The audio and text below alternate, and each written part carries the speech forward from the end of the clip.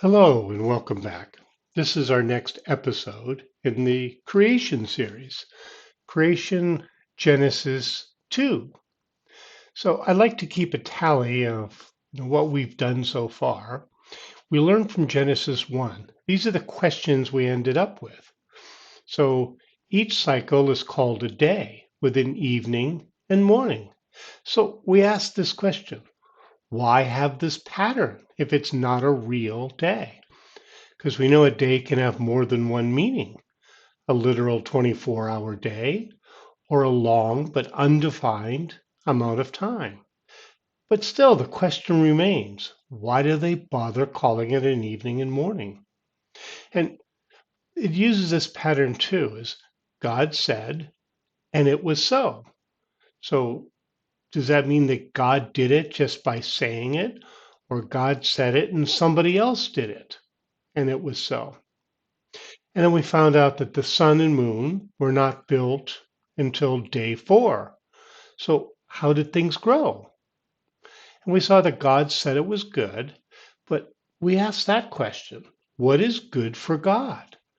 We immediately want to say what we think is good, like death is bad or suffering is bad. But what does God say? And then we learned that uh, man and woman are both very, very different. They're made in God's image, after God's likeness. And we're supposed to have dominion over the earth. And then it said, male and female, he created them. So there seems to be only two genders, but could there be others that he just not mentioned here? Is that possible? And after the whole creation week is done, he said, it was very good, not just good. So it ends on the sixth day. So the next question is logically, where's the seventh day? There was evening and there was morning, a seventh day. It's just not there. So does that mean that we're still in the seventh day because it didn't end?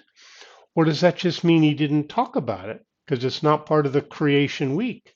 He's, you know, relaxing after a hard day of creating or hard week. And finally, is this a real story or an allegory?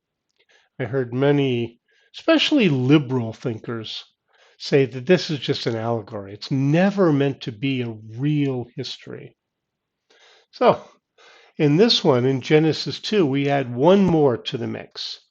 Why are there two creation stories? And why do they seem to be so different? So this always bothered me. Is this a contradiction in scripture? They seem quite different. So a lot of questions we got from Genesis 1. As we go through this series, we're going to see if we can answer them as we go. Let's learn together.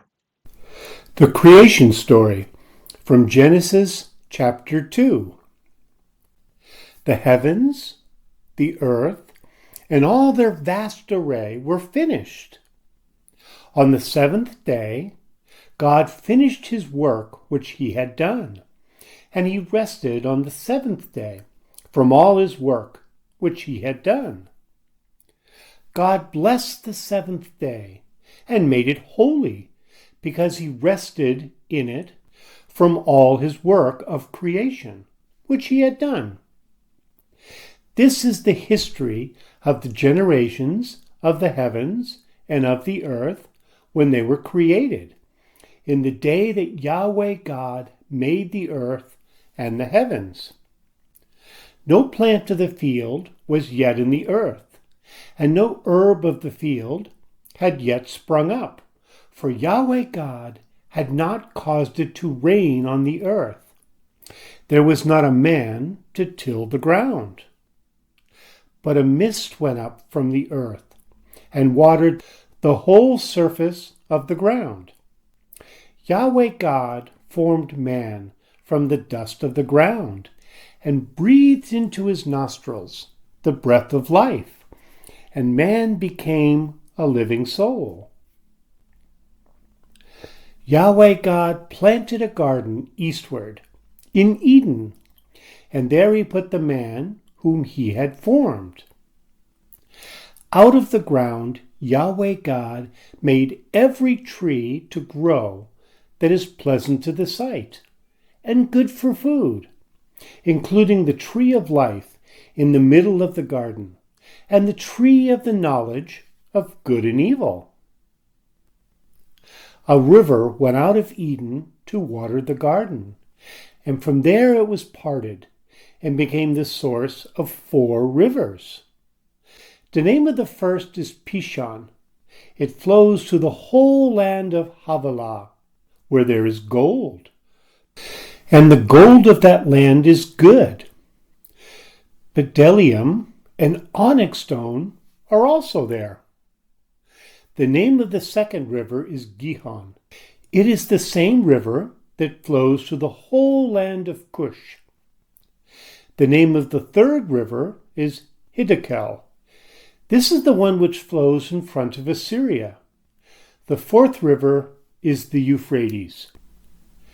Yahweh God took the man and put him into the Garden of Eden to cultivate and keep it. Yahweh God commanded the man, saying, "You may freely eat of every tree of the garden, but you shall not eat of the tree of the knowledge of good and evil. For in the day that you eat of it, you will surely die." Yahweh God said, "It is not good for the man to be alone. I will make him a helper comparable to him." Out of the ground, Yahweh formed every animal of the field and every bird of the sky, and brought them to the man to see what he would call them. Whatever the man called every living creature became its name. The man gave names to all livestock, and to the birds of the sky, and to every animal of the field. But for man there was not found a helper comparable to him. Yahweh God caused the man to fall into a deep sleep. As the man slept, he took one of his ribs and closed up the flesh in its place. Yahweh God made a woman from the rib which he had taken from the man, and brought her to the man. The man said, "This is now bone of my bones, and flesh of my flesh. She will be called woman, because she was taken out of man. Therefore a man will leave his father and mother, and will join with his wife, and they will be one flesh." The man and his wife were both naked, and they were not ashamed. May God add blessing to the reading of his word. So, what do we learn from Genesis chapter 2? Well, the first 3 verses, it said the heavens, the earth, and all their vast array were finished. So, this seems to end chapter 1, like this should have been part of chapter 1, because it also says on the 7th day, God rested. On the 7th day, God finished his work, which we had done. And so this seems to end even some of the questions we had from Genesis chapter 1. But it finally talks about the 7th day. But still, there was no evening and there was morning, a 7th day. That's not there. So interesting, but it does not say the 7th day ended, but it doesn't say that it did not end. It just has this statement that on this day, God rested. So which is it? It's hard to tell just from the scriptures alone. So I can just see people just push in their own idea here. Obviously, we're still in the 7th day, or obviously, this is part of the creation week, whatever it is you want to say, but it just doesn't say that. So, it could just mean that maybe there's no evening and morning because this isn't a creation day. But we do know that God blessed the 7th day and made it holy, which is going to come into play later. Some other studies I've done, because this makes the Sabbath. This is the basis for the Sabbath.